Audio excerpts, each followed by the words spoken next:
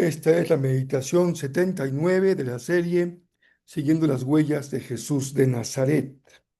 Hoy es el texto correspondiente de Mateo 13, 31 al 35 y Ezequiel 17, 22 al 24. Meditación que corresponde al lunes 4 de mayo. Yo soy Rafael Pola. Jesús, la semilla de mostaza y la levadura.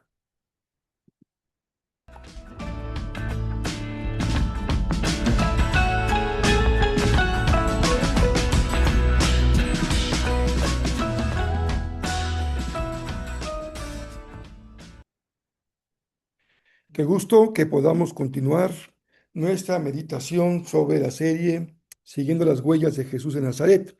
Espero que hayan tenido un domingo muy bendecido, que haya sido una verdadera experiencia de comunión, de compañerismo y de adoración al Señor. Por lo que compete a nuestra serie, hoy continuamos con Mateo 13. Vamos al verso 31 al 35 y Jesús continúa en su papel como maestro, nuestro maestro, usando el recurso didáctico de las parábolas para hablarnos acerca del reino. Se trata de la semilla de mostaza y la levadura. Son también parábolas conocidas, pero siempre hay en ellas un mensaje para nuestra vida. Dice así Mateo 13. La siguiente es otra ilustración que usó Jesús. El reino del cielo es como una semilla de mostaza sembrada en un campo. Es la más pequeña de todas las semillas, pero se convierte en la planta más grande del huerto. Crece hasta llegar a ser un árbol y vienen los pájaros y hacen nido en las ramas. Jesús también usó la siguiente ilustración. El reino del cielo es como la levadura que utilizó una mujer para hacer pan. Aunque puso solo una pequeña porción de levadura en 3 medidas de harina, la levadura impregnó toda la masa. Jesús siempre usaba historias e ilustraciones como esas cuando hablaba con las multitudes. De hecho, nunca les habló sin usar parábolas. Así se cumplió lo que había dicho Dios por medio del profeta. Les hablaré en parábolas. Les explicaré cosas escondidas desde la creación del mundo. Muy bien, hoy continuamos con dos parábolas más. Las dos tienen que ver con el mismo tema de la última, de la meditación más reciente, el crecimiento del reino. Nos mantenemos en el mismo recurso didáctico que Jesús utilizó para enseñar, que es el de las parábolas, y mantenemos también el asunto del reino de Dios. Recuerden que se usan como sinónimos reino, reino de Dios y reino de los cielos. Tiene que ver con la soberanía de Dios sobre la creación. Jesús no dijo con mucha claridad, no definió qué es el reino de Dios, pero nos dio muchos datos para ir construyendo una idea más o menos completa de lo que se trata el reino. Él señaló con claridad lo que es realmente importante a través de las parábolas. En estas dos parábolas que hemos leído ya hoy, la pregunta que podemos formular y que está detrás del texto es: ¿cómo crece el reino? ¿Cómo se va a expandir sobre la tierra? Si se trata de un reino militar, donde hay un rey, un ejército, un territorio, una legislación, la pregunta es sencilla. Simplemente el nuevo rey toma posesión del territorio y comienza a gobernar. Pero una vez más, Jesús nos va a señalar un elemento clave. Su reino no es de este mundo, él dijo en alguna ocasión, y en el mismo sentido, su crecimiento no depende de los elementos humanos, sino de algo que es propio de su propia naturaleza. Disculpen la redundancia. Algo que es propio de su diseño genético. Es decir, el reino se expande por su propia naturaleza. La primera imagen es la de una semilla de mostaza y la segunda imagen es la de la levadura, una parábola comprensible para los que se dedican al campo y otra comprensible para las amas de casa. En el contexto histórico de Jesús, la semilla de mostaza representaba lo pequeño, pero que se vuelve sorprendentemente grande. Y la levadura, lo pequeño que transforma desde dentro la harina y también se expande de manera extraordinaria. Ambas imágenes estaban profundamente arraigadas en la vida agrícola y doméstica del siglo I. Comunican ambas que el reino de Dios opera con una fuerza divina desproporcionada, silenciosa, pero imparable. La comparación que viene a mi mente, ya que no todos conocemos la semilla ni la levadura, es la pandemia. Algo trágico, pero muy claro en tanto la fuerza de expansión. En unas cuantas semanas, lo que se inició allá en China ya se había expandido prácticamente a todo el mundo. La propia naturaleza del virus y su forma de contagio lo hicieron mortal y mundialmente poderoso. Era tan fuerte que en su momento la humanidad no contaba con vacunas para poder contraatacar al virus. No debemos de olvidar que el reino del que habla Jesús, no se reduce al número de convertidos. Su crecimiento, por ello, no debe medirse en número de convertidos. Se trata de algo mucho más abarcador, pero que incluye, por supuesto, la conversión de seguir a Jesús. Se trata de la luz que vence las tinieblas. El reino ha llegado. Se trata de la vida que derrota la muerte. El reino ha llegado. Se trata de la libertad sobre la opresión y la salud sobre la enfermedad.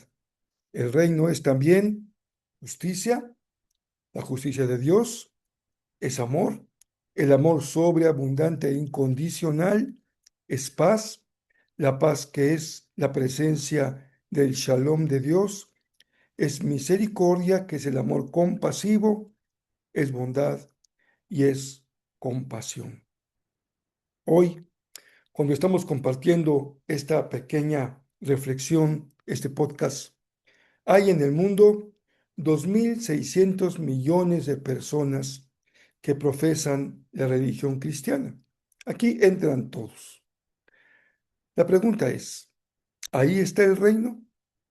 En esos 2.600 millones de confesantes, Jesús dijo que al final algunos de los que se confiesan cristianos serán desconocidos y arrojados al lago de fuego eterno. Simplemente no tenían la marca de la autenticidad, que es la marca del reino de Dios.